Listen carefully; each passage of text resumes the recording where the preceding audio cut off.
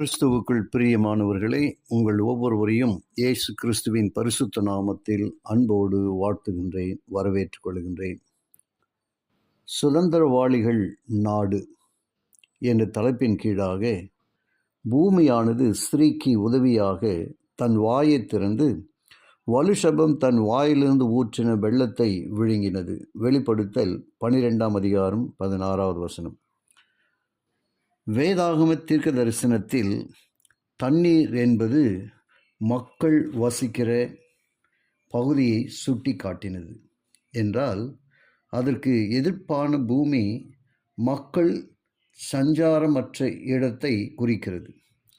Protestant சீர்திருத்தமானது ஐரோப்பா முழுவதும் கத்தோலிக்கர்களுக்கும் புரொட்டஸ்டாண்டுகளுக்கும் இடையே மத ரீதியான போர்களை உண்டாக்கியது.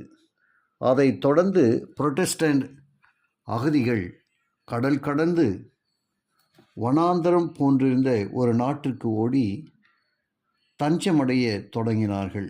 அந்த புதிய உலகம் அப்போது அதிகம் அறியப்படவில்லை. அமெரிக்கா என்கிற அந்நாடு அப்போதுதான் புதிதாக உதித்தது. அங்கே மத சுதந்திரம் இருந்தது.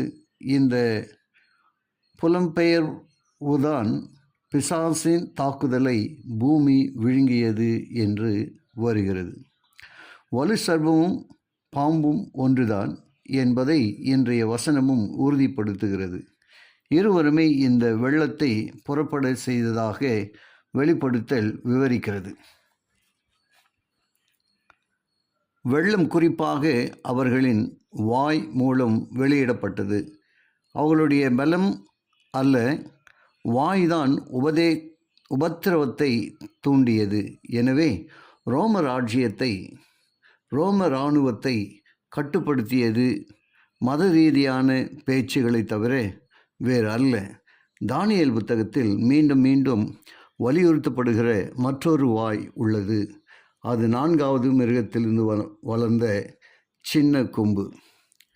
தானியேல் 7:25 நீங்கள் வாசித்து பாருங்கள். இது மீண்டும் 1760 நாள் தீர்க்க தரிசனம்தான். ஆனால் இந்த சின்ன கொம்பு யார்? இந்த வசனத்தின்படி சின்ன கொம்பு இருண்ட காலங்களில் தேவ மக்களை உபத்திரவப்படுத்தியது, தேவ பிரமாணத்தை மாற்ற முயன்றது. இது கத்தோலிக்க சபை செய்த அதே வேலையாகும். சின்ன கொம்பு வேறு யாரும் அல்ல, போப் ஆதிக்க ரோம். 4வது மிருகத்திலிருந்து சின்ன கொம்பு வளர்ந்தது போல் போப் ஆதிக்க ரோமமானது அஞ்ஞான ரோமிலிருந்து வளர்ந்தது. இந்த தீர்க்க தரிசன காலத்தையும் இந்த ரோம அமைப்பையும் அது தேவ மக்களை உபத்திரவப்படுத்தியதையும் பற்றி வேதாகமும் வலியுறுத்துவதற்கான மற்றொரு அறிகுறி இங்கு உள்ளது. அதற்கு செவி கொடுப்போம், அதை கவனித்து கூர்ந்து பார்ப்போம். பிசாசின் தாக்குதல் அவனுடைய வாயிலிருந்து வந்தது போல பூமியின் அதற்கான எதிர்த்தாக்குதலும் அதன் வாயிலிருந்து வந்தது. அமெரிக்கா 2 நியதிகள் அடிப்படையில் அமைக்கப்பட்டுள்ளது: சமூக சுதந்திரம், மத சுதந்திரம். அங்கே அரசனும் இல்லை, போப்பும் இல்லை.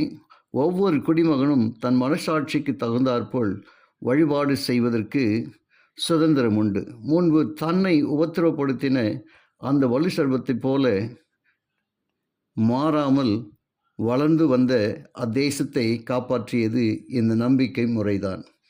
இந்த புரொட்டஸ்டன்ட் சுதந்திரம்தான். ஆனால் இது சீக்கிரமே மாறவிருந்ததென வெளிப்படுத்தல் மேலும் முன் அறிவிக்கிறது. தொடர்ந்து நாம் ஜெபத்தோடு காரியங்களை கவனிப்போம், ஜெபிப்போம். கிருபையுள்ள நல்ல பிதாவே, உமக்கு நன்றி சொல்லுகிறோம். உடைய வார்த்தையின் வழியாக நீர் எங்களோடு பேசின தயவுக்காய் உம்மை ஸ்தோத்திரிக்கின்றோம். ஆண்டவரே, நீர் பேசின ஒவ்வொரு வார்த்தைக்கும் நாங்கள் நன்றி சொல்கிறோம். கேட்ட ஒவ்வொருவரையும் ஆசீர்வதியும். இயேசுவின் வழியாக ஜெபிக்கிறேன் நல்ல பிதாவே, ஆமென்.